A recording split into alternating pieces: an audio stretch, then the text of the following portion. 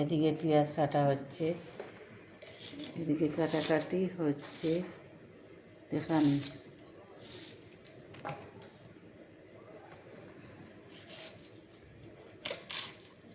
পেঁয়াজ কুটিব, তারপরে রান্না বসায় দিব। এদিকে পেঁয়াজগুলো কাটাকাটি হচ্ছে, এদিকে ইলিশা কাটাকুটি হচ্ছে, এদিকে ফুলকপি, এদিকে রান্না বসায় দিচ্ছি।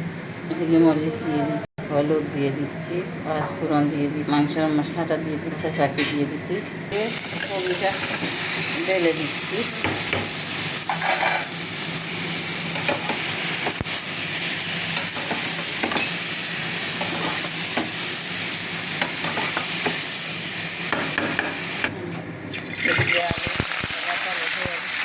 আলু বাগাটা বসে দিচ্ছি, পাঁচফোড়ন দিয়ে দিচ্ছি, মরিচ দিয়ে দিচ্ছি, হলুদটা দিয়ে দিচ্ছি, মাংসের মশলা দিয়ে দিচ্ছি, করে রেখে দিই আমি।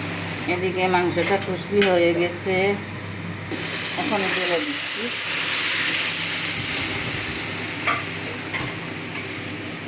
এদিকে মাংস ঢেলে দিয়ে দিচ্ছি আলুর জন্য আমাদের রান্না বাড়া।